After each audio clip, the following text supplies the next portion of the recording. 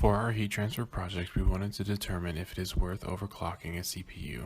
For the initial question, we broke this project into several subtopics, like is it better to use gray or silver thermal grease? What are heat pipes and how do they function?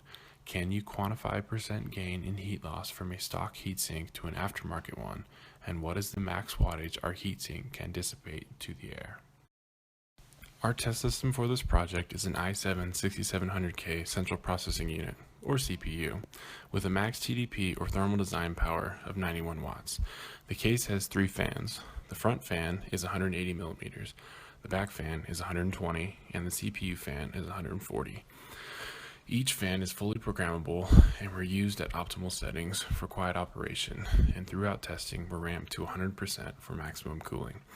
The heatsink used to cool the CPU is a Noctua NH-D15S. It consists of a backplate that rests on the CPU interface and 12 heat pipes that transfer heat up to 2 separate fin arrays to help maximize cooling. Temperatures and wattage of the CPU and heatsink were taken from software provided with the motherboard. All other temperatures were taken with thermocouples. Heat pipes. What are they? Heat pipes are tubes, typically copper, for its high thermal conductivity. These pipes are partially filled with a working fluid that helps to transfer heat.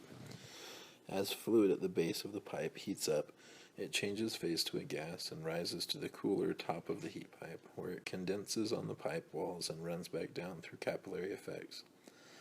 Heat pipes have an extremely high thermal conductivity, while solid conductors such as aluminum, copper, graphite, and diamond have thermal conductivities ranging anywhere from 250 watts per meter K to 1500 watts per meter K.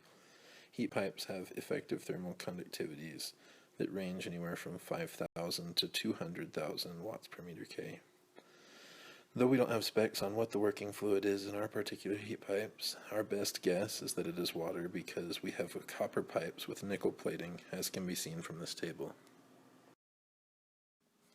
The first round of testing was to determine if overclocking a CPU is really worth the hassle. For this test, we used gray thermal grease and ran benchmarking software at different clock speeds, starting at 4.8 GHz and decreasing by 1 GHz per test down to a baseline of 4 GHz. The results are shown in table and figure form on this slide. As expected, as we overclocked the CPU, temperatures and benchmarking scores increased. However, the gains in performance do the same essential thing as that of the first test, except this time we used the silver thermal compound. Again, all results are shown in table and figure form. Taking an average of the temperatures in both tests yields a 2.44 degrees Celsius drop in temperatures using the silver paste instead of that of the gray. Thermal grease is used to evacuate the air between the CPU and heatsink. In order for thermal grease to be effective, it must have a higher thermal conductivity than air and a lower thermal conductivity than the material it's sandwiched between. On average, most thermal grease has a thermal conductivity of 0.2 to 6 watts per meter K. From our testing, we decided to calculate the thermal conductivity of the silver paste as it had a lower average temperature during testing. Applying thermal grease is an art. Too little and the CPU could burn up. Too much and the excess could drip onto the motherboard and cause it to short. The general rule of thumb is that less is always better. Due to the physical geometry of this particular heatsink, we had to make some assumptions. First, we had to assume that the temperature at the bottom face of the heatsink base was equal to the top face of the heatsink.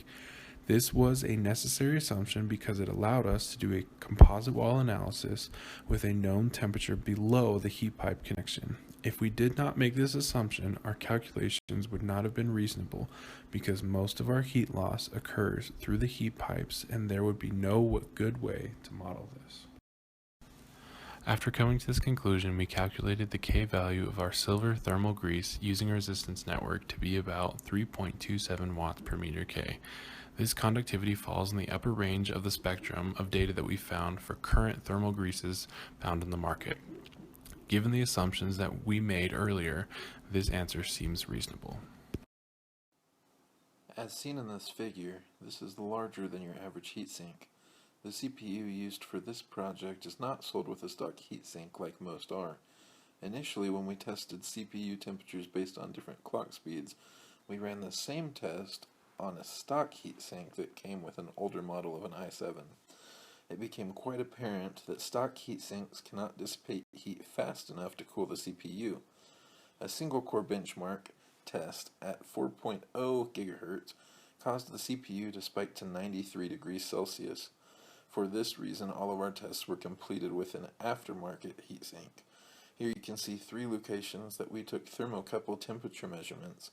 We did 4 tests at different configurations of optimal and max fan speed. This slide also shows our fin array dimensions. These 2 thermal images give a very good visual representation of what's happening as the heat transfers up through the heat pipes and out through the fin array. These are taken from 2 different angles from the fin array, and the only real flaw is that the heat pipes at the bottom of the first picture also show some reflected radiation from the graphics card in this computer. Assumptions made during this project were first that the heat transfer coefficient was about 35 watts per meter squared K. We found this from table 1.1 for forced convection of air and solved iteratively until we reached our Q total. Secondly, we assumed a constant centerline temperature across the fins. Lastly, we assumed that all fins were perfectly rectangular. Shown here are the Q calculations for the fin array. The assumption that the center line is a constant temperature will affect our calculations.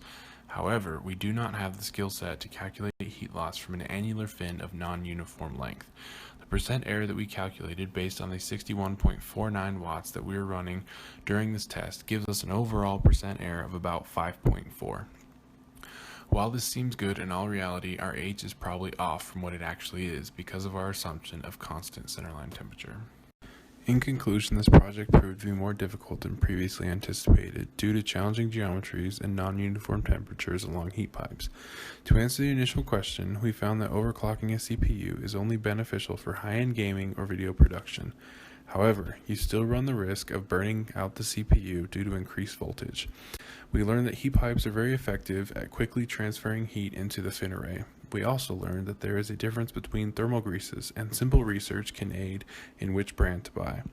All in all, we learned that high airflow through a computer case is key to keeping temperatures low.